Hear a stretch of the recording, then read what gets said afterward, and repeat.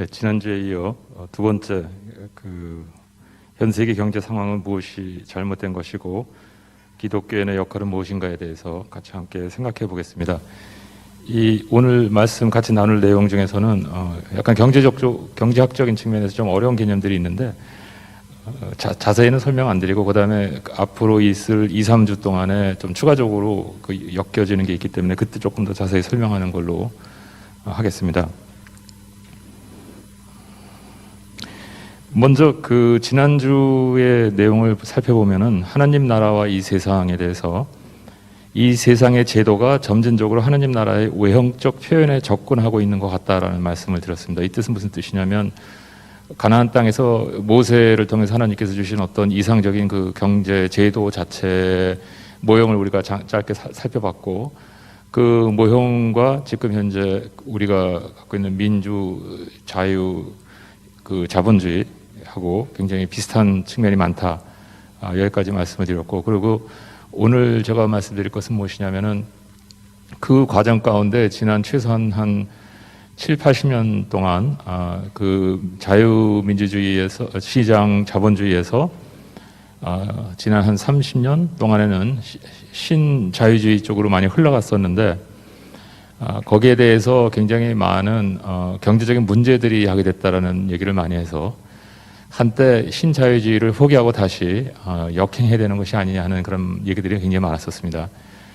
오늘 제가 말씀드릴 것은 이제 그 과정 가운데서 무슨 일이 벌어졌었던 것이고 이것이 신자유주의의 문제인지 아니면은 인간의 어떤 한계성인지 그런 것들에 대해서 좀 말씀을 드리겠습니다. 그리고 제가 왜 이 현재 그 제도가 전체적 하나님 나라의 외형적 편이라고 말씀을 드렸냐면 모세를 통해서 말씀해 주신 어떤 그러한 이상적인 그 제도 자체를 우리가 생각할 때 하나님의 나라가 우리 각자의 삶에 우리를 지배하게 될 때 우리가 그 지배하는 하나님의 말씀 가운데 생활하게 되면은 그것이 외형적으로 표현됐을 때 모세를 통해서 하나님께서 주신 그 이상적인 제도하고 가까워질 수밖에 없다라는 그러한 논리성에 근거해서 말씀드렸던 것입니다.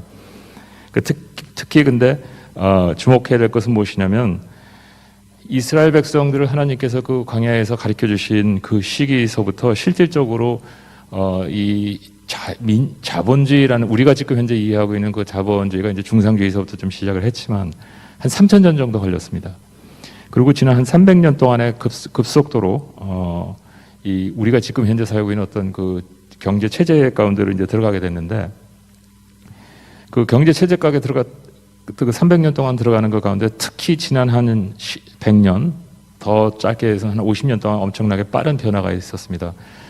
사실 코로나가 발생되고 나서부터 지금까지의 그 경제 상황은 제가 마지막 강의 때 조금 말씀드리고 오늘은 그것까지는 다루지 않고 그 전까지만 그냥 말씀드리겠습니다.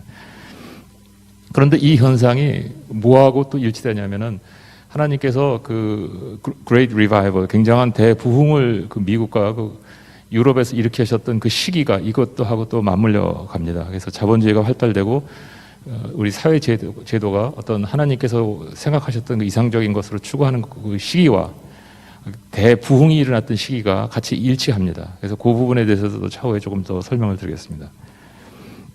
그래서 오늘 이제 지난번에 제가 지적하고 끝났던 것은 무엇이냐면 글로벌 차원에서의 그 문제점은 무엇이냐 해서 사회주의적 자본주의, 그러니까 그 복지국가를 말씀드리는 거죠. 그래서 자본주의 시장 중심의 자본주의에서 신자유주의까지 이제 갔는데 거기서 문제가 많이 발생됐는데 이 문제들이 뭐냐면은 지금 현재 일반적으로 얘기하고 있는 빈부의 격차, 고품질 일자리 부족, 실업률, 특히 청년층, 그다음에 고령화, 자산 가격의 확대, 빈곤층, 특히 고령층 중심으로 빈곤층이 굉장히 심화되고 있다라는. 여기 지금 제가 말씀드리는 거는 대부분 전 세계 글로벌 선진국하고 중진국의 현상들을 평균을 내서 말씀드리는 겁니다. 근데 여러분들 보시면 굉장히 다 익숙한 단어들인데 그 이유는 왜 그러냐면 우리나라는 소규모 개방 경제이기 때문에 전 세계의 주요 선진국에서 일어나는 현상이 우리나라에 거의 다 그대로 그냥 들어옵니다. 그래서 물론 우리나라의 그 자체적으로 정책을 해서 상당히 그 변동성이 좀 있긴 있지만 큰 틀에 있어서는 그 큰 어떤 흐름을 벗어나지는 못하고 그 들어오는 그 흐름 가운데서 우리가 나름대로 정책을 가지고 조절하는 정도라고 생각하시면 될 겁니다. 그래서 문제의 본질이 그러면 신자유주의냐, 이제 이런 질문을 갖고 우리가 생각할 때 제가 지난주에 끝날 때는 뭐라 그랬냐면 하느님을 경외하는 마음에서 비롯된 높은 도덕성에 근거한 시장 중심의 자본주의가 이루어져야 된다라는 말씀으로 끝을 맺었습니다. 그래서 이제 오늘은 이제 그거를 가지고 거기서부터 이제 시작을 하겠습니다.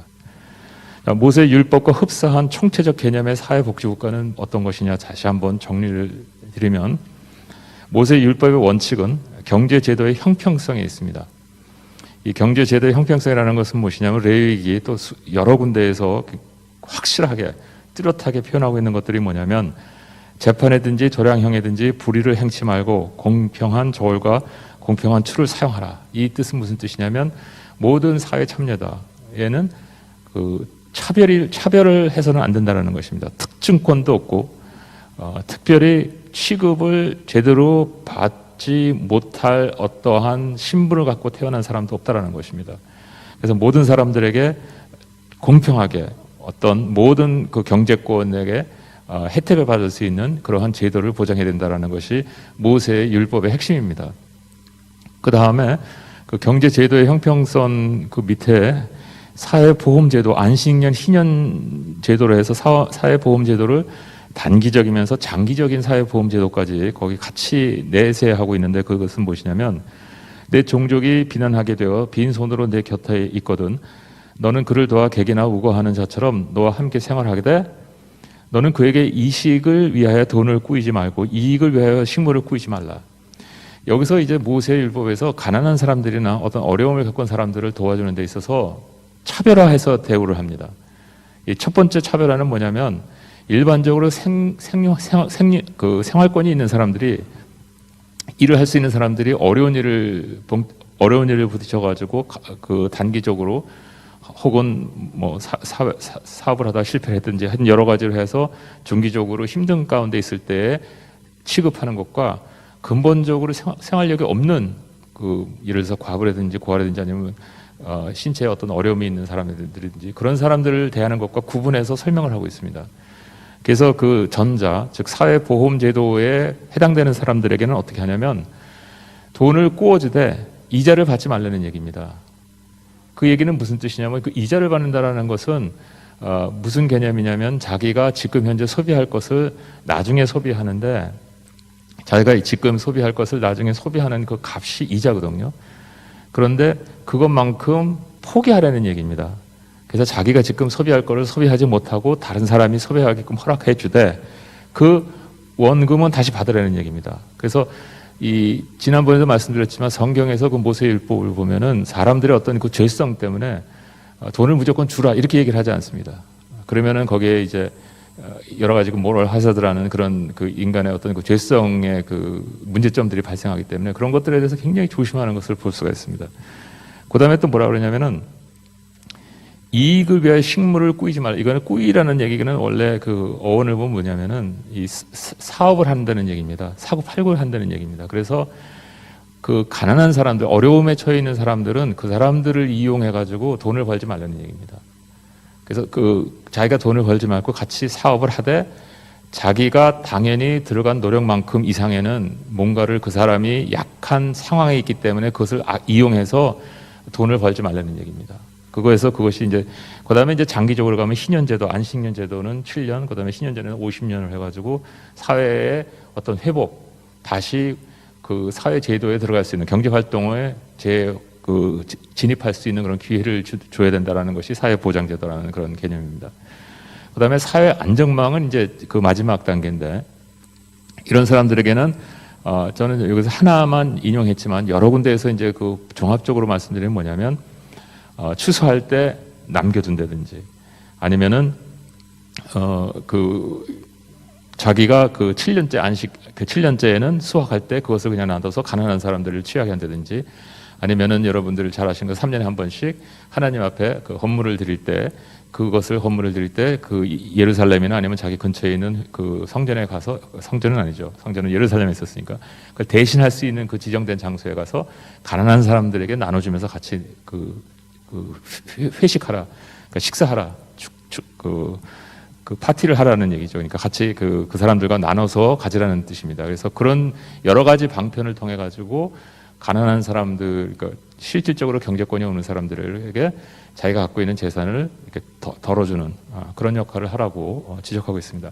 근데 그 제도가 지금 현재 우리가 이해하고 있는 선진국에서 혹은 중진국에서 갖고 있는 자본주의 사회에 그대로 있습니다. 뭐냐면 경제 제도의 형평성과 공평한 집행이 지금 현재 이루어지고 있고, 그것이 두 가지 형태로 나타나는데, 그것은 뭐냐면 경제 제도가 형평성이 있어야 되고, 그다음에 경제 정책이 형평성이 있어야 됩니다.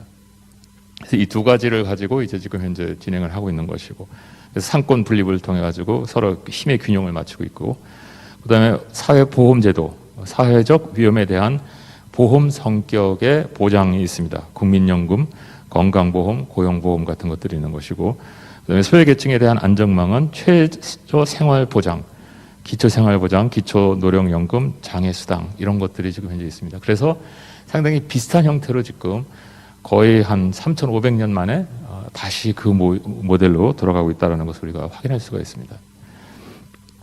자, 그러면 20세기의 그 경제 대도에 대해서 제가 잠깐 말씀드리겠는데, 우리가 일반적으로 얘기할 때 세계 경제의 흐름 그러면은 전 세계에 지금 현재 실질적으로 경제권이 따로 독립적으로 운영될 수 있다는 나라들이 한 180개국 정도 됩니다. 그런데 그 중에서 실질적으로 미국, 유럽연합, 그다음에 그 중국, 이 세 나라의 흐름만 보면 나머지는 이 세 나라의 주도권에 다 영향을 받습니다. 그래서 오늘 살펴볼 것도 이 세 나라 중심으로 살펴보면서, 그럼 평균적으로 모든 나라들이 그 영향권에 들어가고, 특히 우리나라 같은 경우에는 일반적으로 알기로는 우리가 중국에 많이 노출됐다 그러는데 사실은 그렇지 않습니다. 우리는 중국, 유럽, 미국 거의 비슷하게 다 노출되어 있습니다. 왜냐하면 우리가 직접적으로 중국하고 수출하고 그러는 것들이 대부분 유럽이나 미국으로 돌아가서, 실질적으로 여러분들이 그 수출을 그 세부 분해해가지고 최종 목적지가 어딘지를 확인해 보면은 거의 비슷하게 나옵니다. 하여튼 그래서 일단 시간을 이렇게 한번 그려보고, 그 다음에 한쪽으로는 민주주의, 그 다음에 공산주의를 이렇게 본다면, 위로는 시장경제, 사회복지국가, 그 다음에 기획경제. 뭐 대충 아시겠죠? 이게 그 3차원적인 어떤 그 그래프입니다. 그러면은 2차 세계대전, 그 다음에 소련 붕괴, 이것들이 굉장히 중요한 역할들을 했습니다.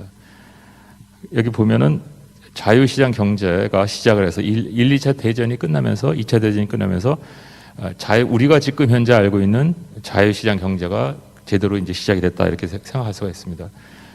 그런데 그것이 신자유주의로 이제 변하는 것이 소련이 80년대서부터 바뀌기 시작했는데, 실질적으로 동력을 얻은 것은 소련이 붕괴하면서 확신을 갖고 이제 신자유주의로 많이 돌아가게 됐고, 그 다음에 그거와 병행해서 처음에 시작은 계획경제가 있었고, 그 다음에 이 계획경제는 이제 소련이 붕괴되면서 없어지면서 계획과 시장경제가 같이 아우러가는 그런 체제가 이제 생겼다, 이렇게 볼 수가 있습니다.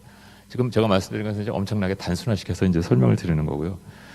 그다음에 이제 미국 같은 경우에는 이 시장경제에서 시작했다가 민주주의적인 시장경제에서 시작했다가 신자유주의 쪽으로 그대로 그냥 이전해가죠. 그래서 사실 레이겐이 이제 그 서플라이 사이드 이코노믹스 그래가지고 시작하는 것이 어떻게 보면 이제 신자유주의의 시작이었다, 이렇게 얘기하는데, 실질적인 동력은 아까 말씀드린 것처럼 90년대 들어와서 이제 받게 됩니다. 그래서 북유럽 같은 경우에는 이 사회복지국가입니다. 처음에 시작했을 때. 사회복지국가에서 시작했다가 오히려 이 미국을 따라서 시장경제 쪽으로 많이 올라가게 됩니다. 사회복지적인 것을 굉장히 많이 줄이기 시작했고, 이 구소련을 제가 여기서 보여드리는 건 왜 그러냐면 소련 붕괴를 보여드리기 위해서 그냥 넣은 겁니다. 그래서 여기 보면은 구소련이 그 붕괴되면서 이제 러시아가 생기면서, 러시아는 실질적으로 시장경제에 가깝습니다.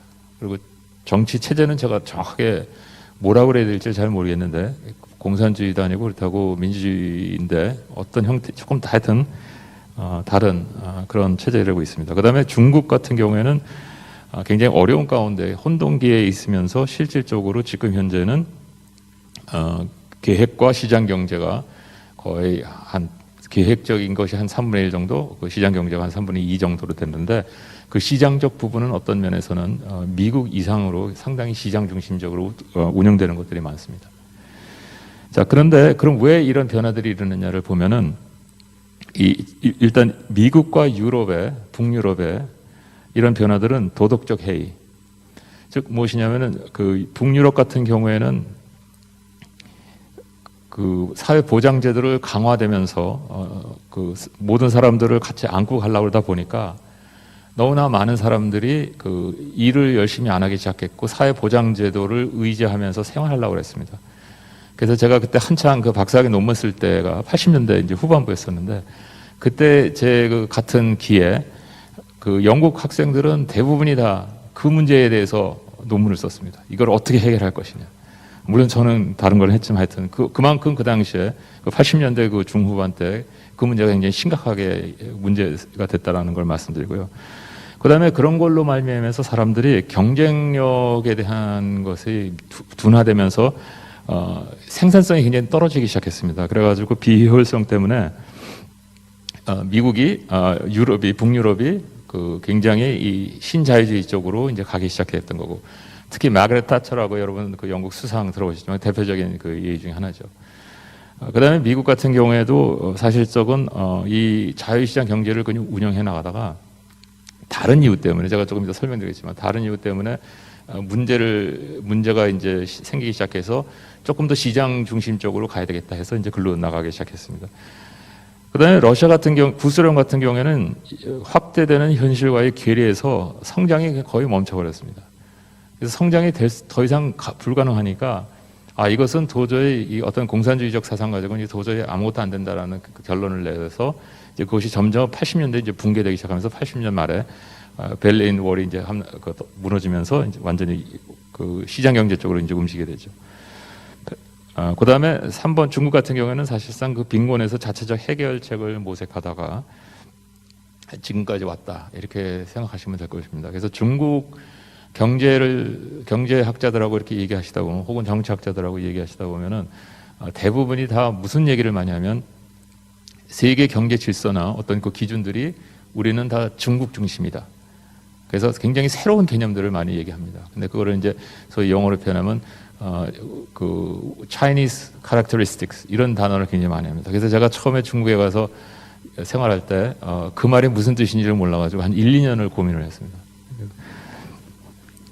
그래서 민주 자본주의는 인간사에서 가장 모세율법에 가까운 제도로 우리가 아는 제도, 앞으로 또 무슨 제도가 생길지는 모르겠지만 하여튼 최소한도 우리가 아는 제도 가운데서는 가장 가까운 제도인데 다만 이 제도 하에 부여된 자유를 어떻게 활용하는가에 따라 우리의 미래가 결정될 수 있겠다라는 것입니다.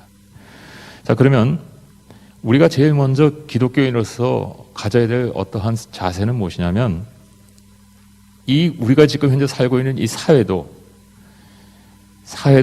하나님의 창조 질서의 그 법칙에 똑같이 지배를 받고 있다는 것입니다.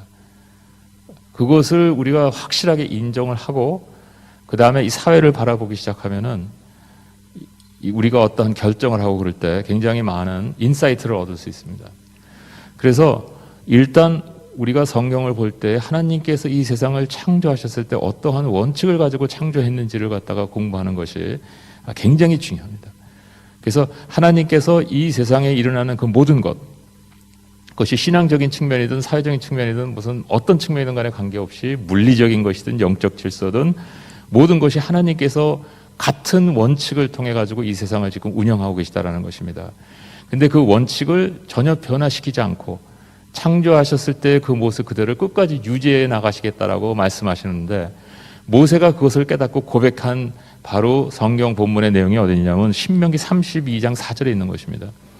여기 보면 그는 반석이시니 그 공덕이 완전하고 그 모든 길이 공평하며 진실무망하신 하나님이시니 공의로우시고 정직하시도다. 이것이 신앙적인 관점에서 보면은 한쪽으로 해석될 수 있고 또 다른 쪽에서 해석하면 다른 쪽으로 해석할 수 있는데 이 말의 근본적인 뜻은 무슨 뜻이냐면 하나님께서는 처음에 하나님께서 창조하신 이 세상의 그 질서를 바꾸시지 않는다는 얘기입니다. 끝까지 그것을 유지하신다. 그래서 예수님께서도 하나님께서 이 모세의 율법의 1.1획도 없어지지 않을 것이다라고 그 말씀하신 것이 바로 똑같은 개념입니다. 그래서 하나님의 사랑에 제일 먼저 나타나는 인간에 대한 표현 중에 하나는 뭐냐면 하나님의 공의십니다. 우리는 보통 하나님의 공의와 사랑을 이렇게 상반되는 거라고 생각하는데 그게 아니라 하나님의 사랑의 제일 먼저의 표현이 하나님의 공의입니다. 그래서 그거 자체 내에 우리가 이제 존재하고 있고, 그 자체를 이해하게 되면은 거기서 오늘은 가장 몇 가지만 그냥 추려서 말씀드리면은, 하나님께서 천지를 창조하실 때 굉장히 치밀한 계획에 근거해서 창조하셨고, 그 다음에 한계선을 설정하셨다라는 것입니다. 이게 굉장히 중요한 개념입니다. 그래서 예를 들어서 혹시 물리학 하신 분들은 아시겠지만, 여기 예를 들어서 다크 포스 같은 거 있지 않습니까? 최근에 지난 한 10년, 20년 동안 굉장히 유행했던 그 다크 포스라는 그 개념은 무슨 뜻이냐면, 우주가 계속 팽창하면서 끝 부분으로 가다가 보면은 이 다크 포스 때문에 팽창하는 그 속도가, 그러니까 스페이스가, 공간이 팽창하는 속도가 빛의 속도보다 빠르다고 그렇게 얘기하거든요. 그 얘기는 뭐냐면은 어떤 한계선에 도달하면 더 이상은 우리의 개념과 우리의 현존의 자연 질서로는 더 이상 설명될 수 없는 선이 있다는 얘기입니다. 한계선을 확실하게 이제 그으신 것을 우리가 볼 수가 있고, 그 다음에 인과응보의 원칙이라는 것입니다. 왜냐하면 그 인과응보의 원칙이 없으면은 우리가 존재할 수가 없기 때문에 그렇습니다. 마지막으로 조화와 균형. 이 인과응보과 그 양면성을 가지고 조화를 이루시면서 균형이 형성될 때 우리는 계속 유지가 될 수 있습니다. 그래서 우리의 그 구원의 사역도 하나님께서 믿음을 통해서 우리를 구원하신다는 것도 이 조화와 균형을 통해서 하고 계신다는 것을 우리는 알 수가 있습니다. 자, 이제 그것을 바라볼 때, 특히 이 현 사회제도, 경제제도를 우리가 바라볼 때 이 하나님의 창조 질서의 그 몇 가지 원칙을 추리자면, 양면성과 관계성, 균형성과 한계성, 이런 거 몇 가지 개념만 가져도 이 세상을, 사회제도를 이해하는 데 굉장히 큰 도움이 됩니다. 자, 그러면은 값을 지불하지 않는 보상은 없고 원칙을 우회할 수 있는 방법도 없다라는 것을 일단 알아야 됩니다. 그래서 여기서 얘기하고 있는 그 양면성과 그 관계성은 인과응보의 그 개념하고 같은 개념입니다. 그래서 인과응보를 나눴을 때 양면성과 관계성으로 이제 나눠본 거고. 그래서 우리가 이 세상의 경제 제도를 생각하거나 우리의 신앙생활을 생각할 때 값을 지불하지 않은 보상은 없고 원칙을 우회할 수 있는 방법은 없다라는 것입니다.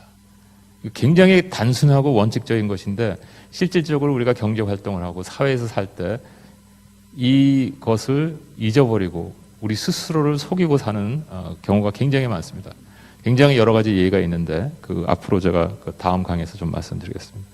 그래서 우리 목표는 아까 말씀드린 것처럼 경제 제도 및 경제 정책을 올바로 해서 형평성과 공평한 집행, 사회 보장제도를 만들어서 사람들이 어려운 일 당했을 때 도와줘야 되고, 그 다음에 생활력이 없는 사람들을 최저 생활을 보장해줘야 되는 그러한 사회를 만드는 것이 우리 기독교인들이 갖고 있는 이 사회에 대한 책임이다라고 우리가 생각해 볼 수가 있습니다. 그렇다면 이것을 하나님의 창조 질서의 원리 가운데서 어떻게 이룰 것이냐 하면은 몇 가지 원칙을 좀 생각해 봐야 됩니다. 첫 번째, 모든 목표 달성에는 치루어야 할 값이 있다는 것입니다.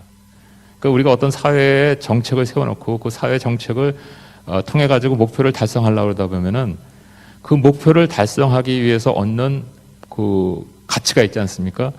그럼 그 가치를 얻기 위해서 그만큼의 노력이 있어야 된다는 겁니다. 값을 지불해야지만 된다는 것입니다. 근데 제가 이것을 왜 이렇게 강조하냐면 조금 이따 설명해 드리겠습니다. 두 번째는 뭐냐면, 인간의 연약함을 무시한 제도는 지속 가능하지 않다는 것입니다. 이것은 어떤 제도는 마찬가지입니다. 국가도 그렇고 글로벌 사회도 그렇고 한 조그만 집단도 그렇고 어디나 다 마찬가지입니다. 그래서 우리는 항상 아까도 말씀드렸지만 상권 분립이라든지 인간이 만든 모든 제도에는 제도적으로 안정장치가 있어야 됩니다. 그래서 그것들을 우리가 이해를 해야 되는데, 특히 2번 같은 경우에는 공산주의가 성공할 수 없었던 것이 바로 인간의 취약함, 연약함을 무시한 굉장히 아이디얼한 제도를 갖다가 제시를 했는데, 사실 공산주의가 성경에서 얘기하고 있는 어떤 하나님께서 원하시는 사회 제도라고 이렇게 착각을 많이 하는데 사실 그렇지 않습니다. 굉장히 다른 제도거든요. 처음에 초대교회가 어려웠을 때 같이 공동생활을 했던 걸 가지고 이제 공산주의라고 했는데 굉장히 다른 개념입니다. 그 다음에 3번하고 4번은 뭐냐면, 이 한계성에 대해서 우리가 이해를 해야 되는데, 미래에서 빌려서 현재를 생활하는 것과 그 다음에 현재에서 저축하여 미래에 사용하는 데는 한계성이 있다는 것입니다. 이것도 또한 이해를 해야 됩니다. 이것도 굉장히 단순한 얘기 같은데 실질적으로 우리의 현 삶에서 적용을 하다 보면은 이것을 지키는 사람이 거의 없습니다. 자, 요 부분들에 대해서 1번, 2번, 3번, 4번에 대해서 하나씩 좀 다루겠습니다. 자, 어디서부터 잘못된 것인가를 좀 한번 생각해 볼 때, 뭐 이거 그래프 복잡하면 안 보셔도 됩니다. 그냥 제가 설명드리면 되니까. 일단 지난 30년, 그러니까 신자유주의가 시작됐을 때만 제가 설명을 좀 드리겠습니다. 이 신자유주의가 시작되면서 기술 혁신, 세계화라는 뜻은 무엇이냐면 상품, 생산 요소, 자본이 자유롭게 세상을 돌아다니기 시작했다는 얘기입니다. 그다음에 금융시장의 확대. 이 금융시장의 확대라는 것은 금융 자산과 부채가 굉장히 확대됐다는 얘기입니다. 이 세 가지를 뒷배경으로 하면서 1980년대는 신자유주의, 그 뭐냐면은 이 국가가 소유하고 있었던 재산들을 막 팔면서 그때 굉장히 어떻게 보면 초창기에 이 공급 측면에 그 충격을 좀 줬습니다. 긍정적 충격을 줘서 경제가 전 세계적으로 조금 활성화됐었고, 그다음에 특히 유럽 통합이 그 당시에 굉장히 활성화되면서 이 무역 활성화를 통해 가지고 어느 정도 그 동력을 얻을 수 있었습니다. 90년대는 동부 유럽이 재정비하면서 약간의 주춤하면서 좀 경기 침체의 길을 얻게 되는데, 2000년대 들어오면서 중국을 중심으로 한 신흥국가의 교육을 통해 가지고 엄청나게 빨리 성장하는 그런 계기가 됐습니다. 그런데 여기서 지금 제가 말씀드리려는 것은 무엇이냐면, 이것은 일반적인 사람들이 생각하는 실질적인 현상이었는데, 문제는 무엇이냐면은 이 내부를 깊이 들여다보면 실질적으로 본질적으로 이 기간 동안에 경제의 근본적 체질에 그렇게 큰 변화는 없었다는 것입니다. 즉 무슨 뜻이냐면, 외형적인 어떤 그런 상황 때문에 경제가 빨리 성장하는 것처럼 느꼈을 뿐이지, 그리고 또 실질적으로 느꼈죠. 무역이 활성화되면서. 그러나 그 근본 체질 자체가 여기서 계속 성장했다는 것은 아니라는 것입니다.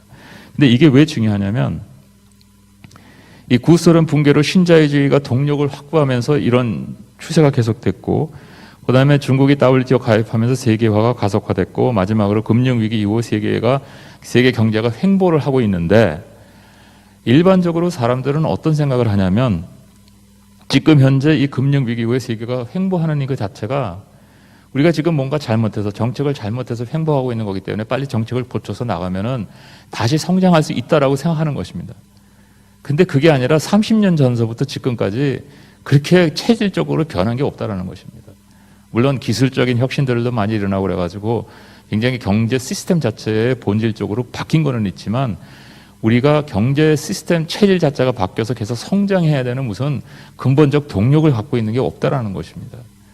그렇기 때문에 우리는 뭔가 경제 성장이 떨어지려고 그러면은 이걸 빨리 촉진해서 경제를 다시 회복시켜야 된다, 그런 얘기를 하는데, 사실 그게 아니라 지금 횡보하고 있는 것입니다. 그래서 금융위기 이후 성장이 둔화됐느냐, 이것이 정상적인 상태로의 회귀라는 것을 우리가 기대할 수 있느냐 하는 질문을 하면은, 그게 아니라 지금 현재 상태가 그냥 그 상태다, 이거를 말씀드리는 겁니다. 그런데 이 상태에서 이제 코로나가 시작됐던 겁니다. 그래서 그거는 이제 마지막 강의 시간 때 좀 말씀드리겠습니다. 자, 그러면 모든 목표 달성에는 치러야 할 값이 있다고 그러는데, 그러면 왜 제가 이 말씀을 드리는지 유럽과 미국의 경우를 대비하면서 설명을 좀 드리겠습니다. 2차 세계대전을 치르면서 협력의 중요성이 굉장히 깊이 인식됐는데, 왜 그러냐면 1차 대전을 치르고 나서도 유럽에서는 계속적인 갈등이 굉장히 심했습니다. 엄청난 피해를 맞고 상당한 부분이 많이 파괴됐는데도 불구하고 계속적으로 국가 간의 갈등이 계속 지속됐었고, 그 가운데 경제는 피폐해서 그 경제 극복을 위해서 포퓰리즘과 패시즘이 굉장히 여러 유럽 국가들을 중에서 이제 일어나기 시작했습니다. 그 대표적으로 그래가지고 그것 때문에 결국은 제 2차 세계대전이 다시 일어나게 된 거죠. 그래서 여기서 그 2차 대전을 겪고 나서야 비로소 사람들이 우리가 이렇게 서로 싸워가지고는 도저히 살 수가 없구나 하는 것을 이제 깨닫게 됩니다. 그래서 전쟁의 아픔과 굶주림, 극심한 전후 경제 침체를 체험하며 굉장히 강한 의지로 유럽 연합 초석을 다지며 복지 국가가 탄생하게 되는 것입니다. 물론 왜 아시아에서는 같은 비슷한 비극을 경험했는데 이런 현상이 일어나지 않느냐는 질문을 할 수 있겠지만, 뭐 그거는 이 강의에 같이 포함되지 않기 때문에 제가 논하지 않겠습니다. 그다음에 이런 그 과정 가운데 구소련 중심으로 냉전 시대가 시작하면서 미국이 적극적으로 유럽에 개입하게 됩니다. 개입한다는 것이 도와주기 시작한다는 것입니다. 그래서 미국의 정치, 경제 협력이 증폭하며 사회 안정망 구축에 마셜 플랜을 통해 가지고 이제 도와주기 시작합니다. 사실 1차 대전 끝났을 때는 영 플랜이라는 거 가지고 시작을 했는데 그때만 해도 굉장히 이 미국이 소극적이었습니다. 그런데 마셜 플랜이 굉장히 동력을 얻을 수 있었던 것이 바로 뭐냐면 냉전 때문에 그랬습니다. 그래서 정치적인 모티브 때문에 미국이 굉장히 강하게 유럽에 이제 들어오기 시작했던 것이고, 그런데 투자와 무역 확대로 빠른 성장을 달성하고 있었지만 과도한 복지국가 유지비로 비효율성이 증대하면서 성장이 둔화하기 시작했다는 것입니다. 자, 미국의 경우는 어땠냐? 1차 대전 이후에 부채를 통한 투자로 주식 가격이 빠르게 상승하다가 버블이 붕괴되면서 대공황이라는 것에 진입하게 됩니다. 그 대공황에 진입해서 그 루스벨트가 이제 뉴딜이라는 그 정책을 내놓습니다. 그 1933년에. 그래서 그 뉴딜의 그 개념은 뭐냐면은 국가가 주도한 경제 효과입니다. 그래서 투자 중심으로 시도하다가 이게 잘 안 됐습니다. 처음에 뭐 조금 되려고 그러는 것 같다가 막 이러다가 2차 세계 대전이 터지면서 사실은 군수 물품을 그 공급하기 위해서 제조업이 살아나기 시작합니다. 그래서 뉴딜보다는 2차 세계 대전 때문에 이제 미국 경제가 다시 회복하게 되는 것이고, 포츠담 회담을 통해서 45년에 미국 주도의 국제 협력이 굉장히 강조하기 시작하면서 이때 사실 이 냉전 시대에 비롯되면서 미국이 그 국가 내부적으로 집중하던 그 어떤 그 관심사가 굉장히 전 세계적으로 펼치면서 그때 이제 그 멀티래터리즘이라는 그 다각주의가 굉장히 그때 미국이 주도권을 갖고 시작해서 그때 생긴 게 이제 UN과 IMF, 월드뱅크 같은 것들입니다. 특히 유럽과 무역이 확대되면서 경제 활동의 동력을 갖고 있다가 다만 이제 여기 문제점은 그 유럽 같은 경우에는 아까 처음에 복지국가를 시작해서 거기 비효율성이 생겼는데, 미국 같은 경우에는 어땠냐면 미국 같은 경우에는 굉장히 민주 자유 자본주의적인 어떤 생각을 가지면서 경제를 운영했는데 동시에 이 복지가 없이는 어떤 사회도 유지될 수 없다는 건 알고 있었습니다. 근데 문제는 뭐냐면 그것을 구체적으로 정부가 직접적으로 개입을 하지 않고 간접적으로 그것을 해결하려고 했는데 그때서부터 이제 문제가 시작된 것입니다. 그게 뭐냐면 뉴딜에서 시작됐을 때 그 주택 공급 정책이 모기지 접근을 규제 완화와 정부 보증으로 시장 경제의 가격 왜곡을 유발시켰다는 거예요. 쉬운 말로 말씀드린 건 무슨 뜻이냐면 사람들에게 저임금 또 어려운 사람들에게 집을 공급해주고 싶었는데 그를 정부가 구체적인 어떤 복지 제도를 만들어서 제공한 것이 아니라 그러니까 금융시장에 그것을 도와주라고 규제를 완화시켜준 겁니다. 근데 시장 경제라는 것은 무슨 뜻이냐면 시장 경제가 지속 가능하게 존속하려면 가장 첫 번째 요구되는 건 뭐냐면 일단 시장 경제를 지탱하고 있는 제도가 건강해야 합니다. 그다음에 두 번째로는 그 건강한 제도 위에서 형성되고 있는 서로 간의 그 활동이 이 가격을 통해서 시그널이 왔다 갔다 해야 되는데 이 가격의 변동성을 주면은 문제가 생기는데, 이 가격이 왔다 갔다 하는 것은 뭐냐면 각 투자마다 리스크가 따르지 않습니까? 그 리스크를 시장이 매겨줘야 되는데 그것을 정부가 일부 흡수하게 되면은 시장의 가격에 이 찌그러짐이 옵니다. 디스토션이 이제 오기 시작합니다. 그래서 그때 뉴딜서부터 시작해가지고 이 구멍이 나기 시작했는데 미국의 금융시장에 이 디스토션이 생기기 시작한 겁니다. 그래서 그 1980년대에 들어서면서 저축은행이 굉장히 이제 많은 NPL, 그러니까 그 부채, 더 이상 뭐라고 해야 되죠? 그러니까 더 이상 서비싱 되지 않는 그 부채, 그러니까 굉장히 확대되는 그런 시기를 이제 접하게 됐을 때 파산에 겪게 되는 이 많은 소규모 저축은행들을 정부에서 살리기 위해서 두 번째 실수를 하는데 그게 바로 뭐냐면 이 저축은행들에게 규제를 더 완화시켜줍니다. 그러니까 이것을 정부가 처음부터 들어서 고쳐주고 그 비용을 지불하지 않고 시장을 통해 가지고 오히려 더 규제를 완화시켜줘 가지고 결국은 그 완화시켜줘 가지고 그 당시에 그 파산되려고 그랬던 것이 줄어들다가 나중에 한 5년에서 10년 동안에 이것이 그 완화된 그 규제 때문에 생긴 그 부채들이 더 악화가 되는 겁니다.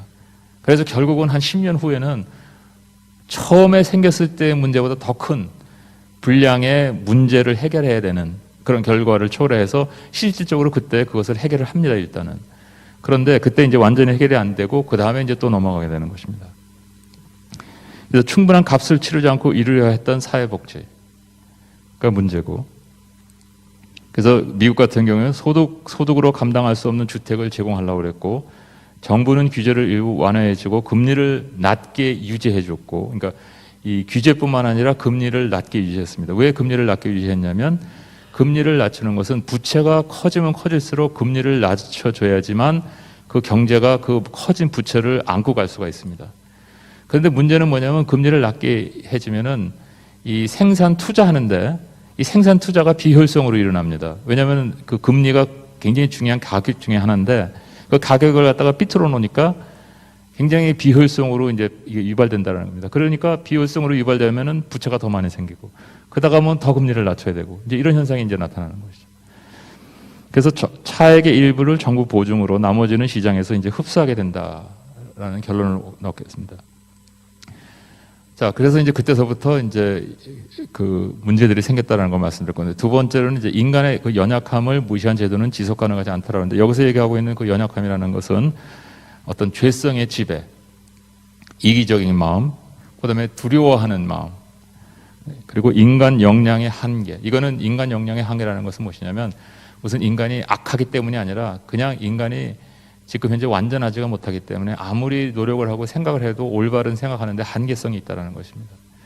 그런 것들을 다 총괄해서 연약함이라고 이제 저는 표현을 했는데, 자, 그러면 이제 신자유주의 유럽에서는 어떤 일이 벌어졌냐면, 지속적으로 유럽연합의 꿈을 실현하고 있었으나 이에 필요한 경제정책 조건들이 미흡했다는 것입니다. 이것은 무슨 뜻이냐면 경제 통합을 위해서 유럽이 잘 살기 위해서 이제 노력을 하자고 그렇게 약속을 했는데, 실질적으로 그 약속하기 해서 그 맞춰야 되는 그 조건들을 여러 유럽 국가들이 맞추지 못하고 그냥 통합을 추진을 계속 해나갔습니다. 그러다가 보니까 근본적인 문제들이 해결되지 않은 상태에서 통합을 계속 밀고 나가다 보니까 그 자체 내에 문제들이 이제 발생하기 시작했는데, 유로 지역의 국가들 간의 기본 경제 역량의 차이를 무시한 채 국제 투자자들이 생산성이 낮은 국가들에게 낮은 금리로 자금을 공급하게 됐고, 이게 정확히 무슨 뜻인지 몰라도 별로 중요하지 않습니다. 하여튼 결론은 무슨 뜻이냐면, 그래서 유럽 국가들의 상당 부분이 자신들의 실질 소득보다 높은 삶의 질을 영위하기 시작했다는 것입니다. 즉 무슨 뜻이냐면 자신들의 실질적인 소비보다 소득보다 소비를 많이 하면서 생활을 하기 시작했다는 얘기입니다. 이것이 어디서부터 시작됐냐면 처음에 기준을 만들어 놓고 그것을 지키지 않고 통합을 했기 때문에 거기서 이제 비롯된 하나의 파생 효과입니다. 그래서 제가 계속 말씀드리는 게, 무엇인가 우리가 이루려고 하면은 그 제대로 된 그 값을 치러야 하는데 그 값을 치르지 않고 뭔가를 하려고 하다 보면 계속 문제들이 생긴다는 것입니다. 그 다음에 동부 유럽 국가들의 합류와 아시아 국가들의 부상으로 무역 활성화로 기초 체력과 무관하게 성장을 합니다.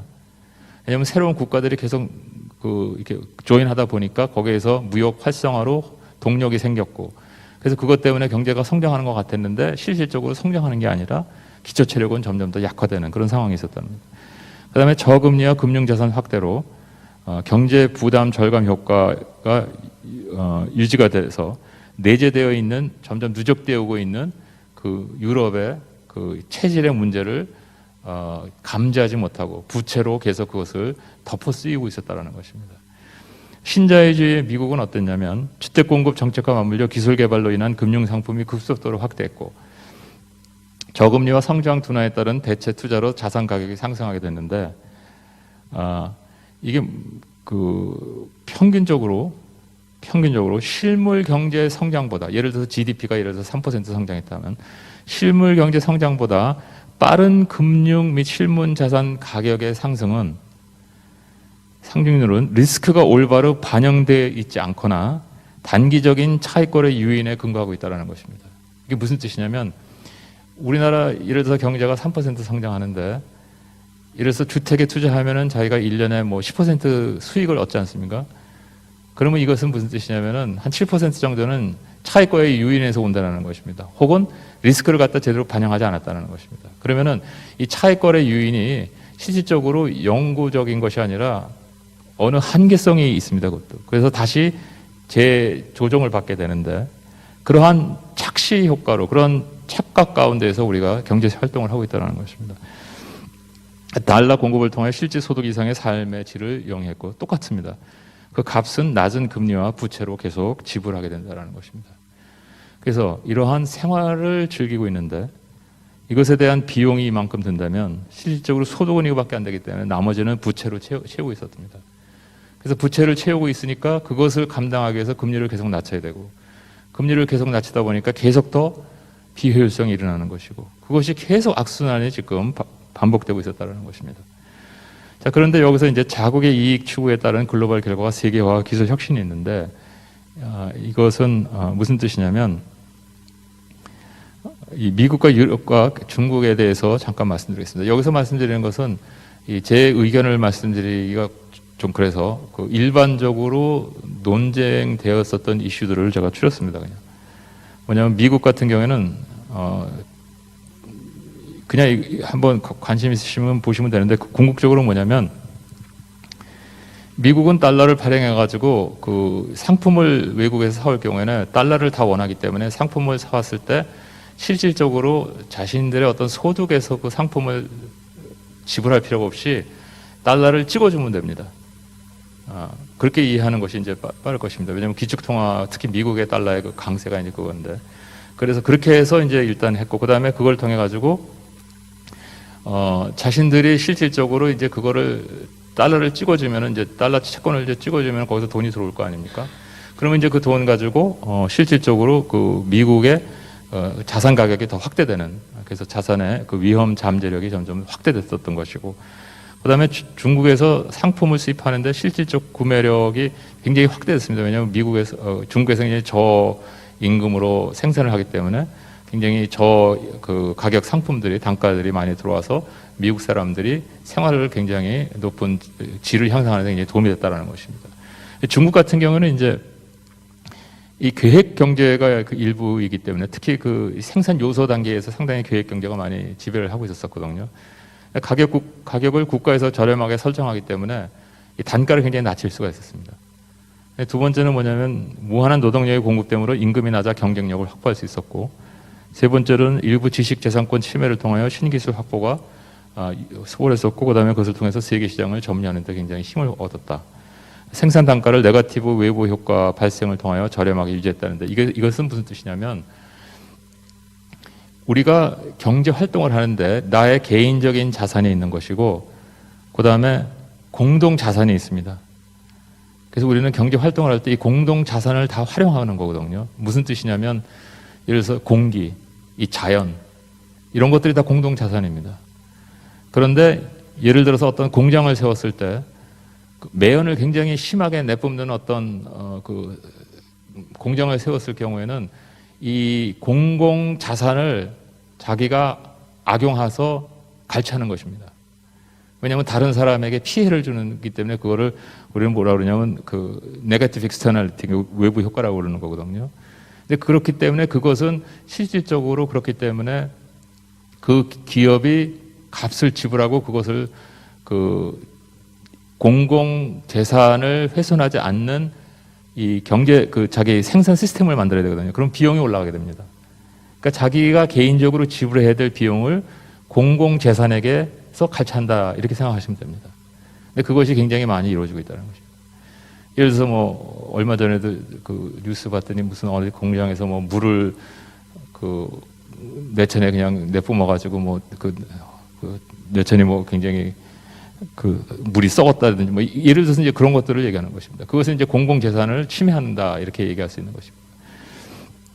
그다음에 유럽 같은 경우에는 이 그 저금리가 낮아지니까 사람들이 수익을 얻을 수가 없지 않습니까? 금리 가지고 그러다가 보니까 위험 자산에 굉장히 더 투자했는데 미국하고 어째 상호작용하면서 굉장히 미국의 그 위험 자산에 많이 노출돼 있었습니다. 자, 그러면은 이게 그 실질적으로 세계화를 통해 가지고 이 중국하고 무역하면서 어떤 일이 벌어졌냐면 이게 차트 안 보셔도 됩니다. 제가 설명해 드리겠습니다. 이 실질적인 노동시장이 세계화되는 것은 한 20년 정도 동안에 굉장히 빠른 속도로 세계화가 됐습니다. 특히 2000년대 들어와가지고 엄청나게 빠르게 속도가 됐는데 그 효과가 무슨 뜻이냐면 그 이전까지 90년대까지만 해도 전 세계의 무역에 있어서의 생산자들이 대부분 선진국에 있던 노동자들입니다. 그런데 2000년이 들어오면서 중국의 노동력이 자본이 옮겨가면서 갑자기 전 세계의 수출 생산 노동시장에 중국의 노동력이 들어왔을 때 어느 정도가 들어왔냐면 이미 생산하고 있었던 인구의 4배만큼의 노동력이 추가된 겁니다. 그러니까 엄청난 노동력이 추가된 거예요. 그러다 보니까 어떻게 됐냐면 그런데 그걸로 끝나는 것이 아니라 앞으로도 2배가 더 들어올 거고 그 다음에 또 1배가 정도가 2055년까지는 1배가 더 들어올 겁니다. 그러니까 엄청난 지금 계속 노동력이 이제 들어오게 되는데 그러다가 보니까 신흥국에서 선진국의 그 시장으로 노동력이 엄청 수입되면서 세계에 어떤 일이 벌어졌냐. 선진국 같은 경우에 자본 이동으로 신흥국에서 노동력이 흡수하기 때문에 글로벌 노동시장이 진입하면서 선진국에서 일하고 있었던 그 저기술 노동자들이 갈 데가 없어졌습니다. 밀려났습니다. 왜냐하면 임금으로 상대할 수 없기 때문에. 그러면서 세계화 기술 혁신으로 선진국의 노동시장이 이중화되면서 기술력 있는 일부만 살아남고 나머지는 또 밀려났습니다. 그러니까 이 중간에 있는 사람들이 갈 데가 없어진 거예요. 이것이 바로 무엇이냐면 중산층입니다. 그래서 이 중산층은 갑자기 한 10년, 15년 그 사이에 자신들이 당연하다고 생각했던 기대 임금보다 실질 임금이 훨씬 적어졌습니다. 그러니까 그것을 갖다가 심리적으로 또 현실적으로 받아들일 수가 없는 거예요. 기술력에 대비해서 기대 임금이 불일치하는 확대되는 이런 일이 벌어져서 어떤 현상이 나타났냐면 전 세계 인구를 한 줄로 딱 세워놔가지고 가장 돈 많이 버는 사람부터 가장 돈 못 버는 사람까지 이렇게 세워놨을 때 실질적으로 1988년에서 2008년 동안에 소득의 변화를 보면은 선진국에 있었던 중산층 사람들의 실질 소득이 마이너스였습니다. 마이너스. 그래서 저기 보시면 이렇게 딱 떨어진 데 있죠. 그게 선진국의 중간층의 사람들입니다. 그 다음에 가장 많이 올라간 데가 어디냐면 신흥국의 기술자들입니다. 그래서 이것은 세계 현상에서 나타났던 어쩔 수 없는 하나의 현상이었었다. 이거 말씀드려요. 두 번째로는 뭐냐면 이 4차 산업 중심으로 상품이 국제화되면서 단일화가 됐기 때문에 이 독점적 성향이 굉장히 강화돼서 전 세계적으로 기업들의 수가 줄어든 기업들의 독점적 경쟁 성향이 강해지면서 이윤이 굉장히 많이 창출됐고 그다음에 이 상품이 단일화되면서 모든 사람들이 똑같은 상품을 원하기 때문에 그 상품을 생산하지 못하는 이 업자들은 다 퇴출되기 시작했습니다. 이 뜻은 단순하게 얘기하면 무슨 뜻이냐면 과거에 한 30년, 40년 전만 해도 이 모바일 폰을 아무가 아니라 뭐 거의 안 갖고 있지 않았습니까? 근데 이게 굉장히 비싸잖아요. 몇십만 원. 몇백만 원짜리도 있는 것 같은데. 하여튼 그런데 이게 무슨 뜻이냐면 갑자기 이제는 그 어떤 사람도 다 이거를 갖는 거예요. 그러면은 과거에 이거를 안 갖고서는 그 돈으로 자기의 지역에서 소비할 수 있었던 것이 다 없어지고 이거를 갖기 때문에 이 모바일 폰을 생산하는 기업은 엄청 이익을 창출하게 되고 이것을 소비했을 때 벌을 수 있었던 그 지역에 있었던 사업들은 다 망하는 겁니다. 간단히 말씀드리면 이제 그런 현상입니다. 그래가지고 결국은 어떻게 되냐면 그런 사람들이 갈 곳이 없으니까 이 노동력의 협상력이 감소되고 시장 진입의 장벽이 생겨서 전문성이 굉장히 결여되기 시작했어요. 제가 2년 전에 유럽에 갔을 때 여러 사람들을 만나면서 유럽 노동시장에 대해서 논의를 많이 했었습니다. 그때 뭐를 배웠냐면 유럽의 노동시장에 있어서는 이제 정규직이라는 개념은 거의 없어졌다는 것입니다. 대부분들이 사람들이 다 이 일, 저 일 이렇게 시간제로 하고 컨설팅을 하고 그러면서 굉장히 다른 어떤 문화가 지금 개발되고 있다는 것입니다. 자, 그래서 이거는 시간이 없어서 그냥 오늘 좀 넘어가고요. 다음에 또 좀 설명해 드리겠습니다. 그다음에 미래에서 빌려 현재를 산다라는 그 개념은 무슨 뜻이냐면 이쪽에 있는 차트만 한번 보시면은 예를 들어서 이 소득과 생산은 무슨 뜻이냐면 우리가 계속 벌면서 이제 생산하면서 살아가야 되는데 이만큼을 미래에서 빌려서 썼다고 한번 생각해 보십시오. 다시 보여드릴까요? 이만큼 미래에서 써야 될 거를 빌려와서 지금 썼다. 이게 이제 부채죠. 그러면 이 부채가 투자를 통해 가지고 생산 역량을 확대해서 미래에 이만큼을 더 생산해 내야지만 이것이 정상입니다. 그런데 만약에 이것을 빌려와 가지고 생산 역량을 확대하지 않고 소비를 하거나 아니면은 자산 가격 상승에 투자를 했을 경우에는 이것이 생기는 게 아니라 그냥 없어집니다. 그러면 미래에 가서 이 생활 그 역량이 굉장히 하락되게 되는 것입니다. 이것이 바로 뭐냐면 과도한 부채가 우리가 미래 세대에게서 빌려가지고 그것을 지금 현재 우리가 소비해버리고 아니면은 자산 가격 상승을 통해서 단기적 이익을 추구하려고 그러는 그런 가운데서 투자가 비효율적으로 일어나면서 낭비가 되고 있다는 것입니다. 그래서 미래에서 빌려서 현재를 사는 것 자체가 굉장히 불가능한 것이다. 이것도 한계성에서 배워야 된다는 것입니다. 이것도 시간이 없어서 그냥 잠깐 이거만 그냥 말로만 말씀드리고 지나가겠습니다. 이게 무슨 뜻이냐면 2004년에서 2006년 동안에 그 글로벌 금융위기 터지기 전까지 한 3년 동안에는 미국에서 실질적으로 모기지를 내는 것 가운데에서 거의 1년에 3조 달러 이상씩 정도 나갔는데 그중에서 처음에는 30%, 그다음에 40%, 2006년에는 거의 50%가 일반적인 시장으로 봤을 때 줄 수 없는 모기지였었습니다. 그러니까 소득이 없는 사람들한테도 모기를 줬었습니다. 그러니까 이것이 이 시장이 흡수하는 게 아니라 그냥 남았다가 터지는 것밖에 안 된다는 것입니다. 그 다음에 마지막으로 현재에서 저축하여 미래에 사용하는 것에 대해서 좀 말씀드리겠습니다.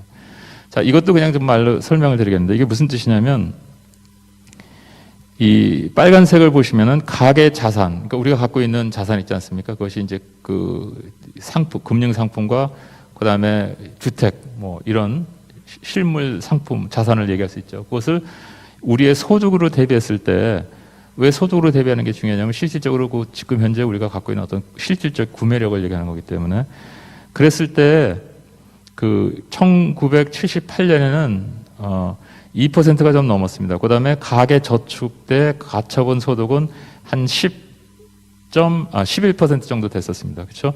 그 다음에 2007년에 쫙 내려와서 2018년에 됐을 때는 가계 자산 대 소득이 뭐 거의 100까지는 아니지만 상당히 많이 오른 것처럼 나오죠. 그렇죠? 그리고 근데 그 가계 저축 대 가처분 소득은 많이 줄었습니다.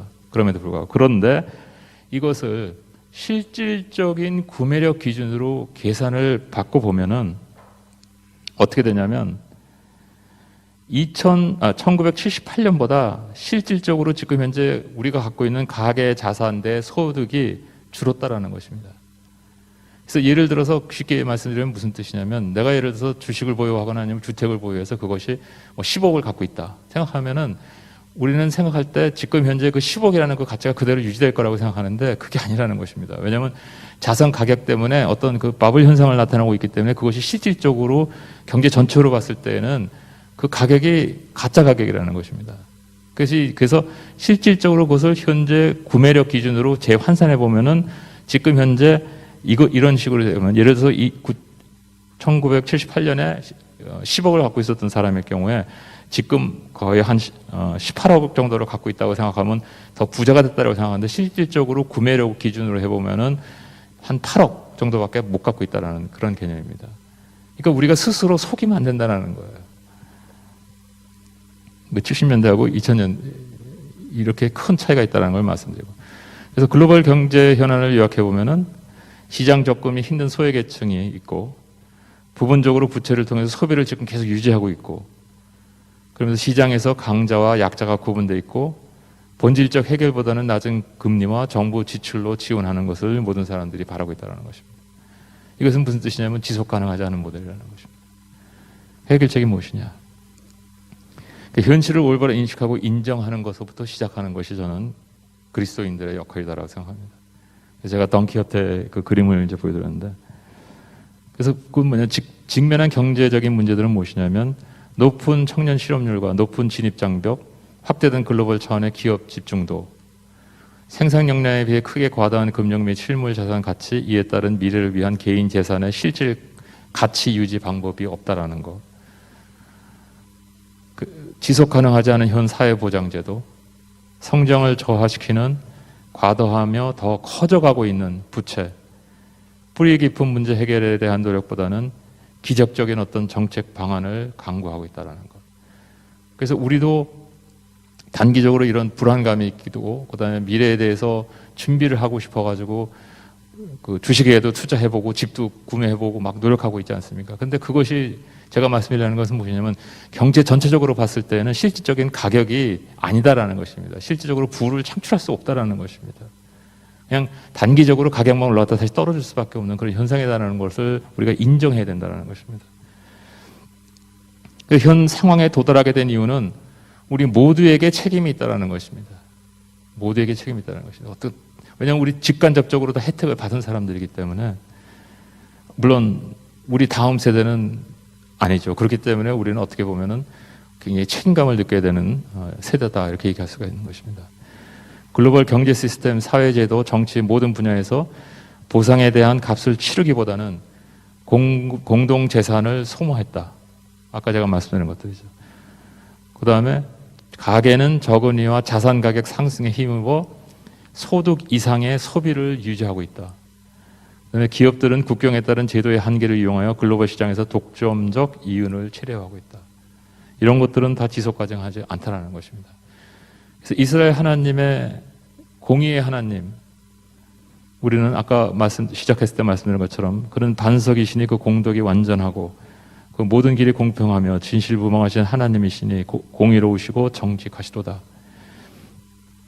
그래서 제일 먼저 우리가 생각해야 될 것은 무엇이냐면 우리 스스로를 속이지 말아야 된다는 것입니다. 우리가 지금 현재 노력하려고 해결책을 찾고 있는 그런 것들이 굉장히 가상적이라는 것입니다. 하나님은 만홀히 여김을 받지 아니하시나니, 이 뜻은 무슨 뜻이냐면 자연의 법칙을 우리가 어길 수 없다는 것입니다. 사람이 무엇이든지 심는 대로 거두리라.